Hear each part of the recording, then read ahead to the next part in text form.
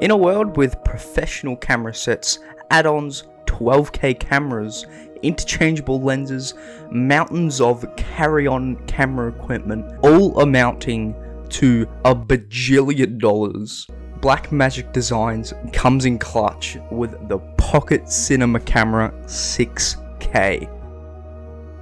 This absolute bad boy is one of the best cameras I've ever had. So the company that made this camera is Blackmagic Designs, and it was founded over 20 years ago in Melbourne, so it's local, it's a great place to go to, and they specialize in mainly film cameras. So if you're like me and you're really into film and you want to record things with a really good film camera, these are the people to go to because they absolutely knock it out of the park every time. So ever since I was 12, I just absolutely loved filmmaking, you know, or just like directing, or just like anything that has to do with cameras, you know. And the people at Blackmagic Designs saw what I did with Fixity and how I got the award to lend me one of their newest cameras, the Pocket Cinema Camera 6K. So when I heard that was happening, I was shitting myself, like but to seize the moment, I wanted to make a little short film with the Blackmagic Designs camera, just to like show what my experiences with the camera, you know. So I think they'll be out in a couple days. Anyway,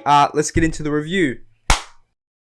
Let's just have like an overall look at this thing real quick. It's sleek, it's practical, a little chunky. It doesn't actually fit in your pocket, but you know, just buy like a $30 camera case and you're good to go. And if you go to the SD slots over here, yeah, I said slots plural, like with an S. There's a massive section right here that you can stick a SSD into, which gives you a lot more space to record some footage and stuff like that. I'm a very poor man.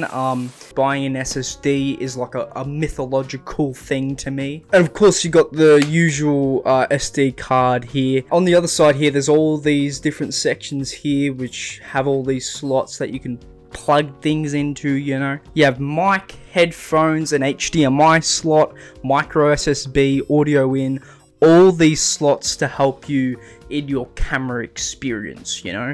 There's also these little neat function buttons up here that you can like change to do whatever you want. So like you can turn that into an ISO button or white balance or just like anything you want. And just a little nitpick real quick. I don't know if it's my little brain or something, but this charging port, that thing is so annoying to charge, you know. It's just, there's this little indent right there. Other than that, the design of the camera itself looks amazing. It's very slick and it handles very well when you're moving around and stuff like that. Now, just going into the main menu, it gives you a clean, easy to understand set of options to change to your liking. Right off the bat, I want to talk about the Super 35 sensor. So basically, the Super 35 sensor simulates the film format that uses exactly the same film stock as a standard 35mm film. And with that, you got these fellas right here, HQ, 422, LT, and PXY.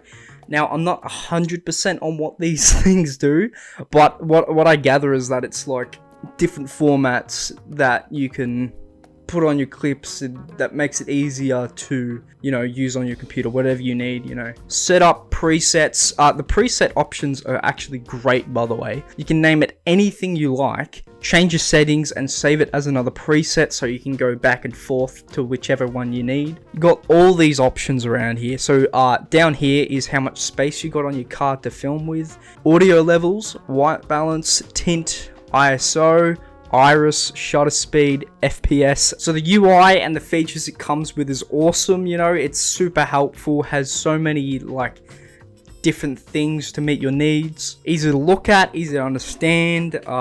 So you know, you don't go searching for half an hour for a certain option. A large variety of formats, so your clips come out as intended, you know. It's super helpful. Okay, so it's been about a week since I recorded that last bit, and since then I filmed most of the short film that's going to be releasing soon, and I gotta say it was pretty great. Just being there and having like a proper cinema camera, you know, that has all these functions. It was so good. It has great handling. The settings are easy to change to, you know. The battery on the camera was a bit iffy though. I charged it the whole night. There was like no issues with it beforehand. And then when I got there, I only filmed for like 2 hours and then the whole battery just died. I don't know if it was my fault. I might have done something like maybe I charged it too long. Regardless, the camera has so many amazing functions. It's just so easy to work with, and the Super 35 sensor alone makes me want to buy it, you know. Yeah, that's about it. Thank you all for watching. If you're interested in buying the camera, there's a link below that has more details on the camera, you know. And also a massive thank you to Blackmagic Designs for lending me the camera and giving me this opportunity to review it and to film another short film, which, don't forget, is coming out very soon, probably in maybe about a week. I don't know, a week tops, I reckon. Yeah.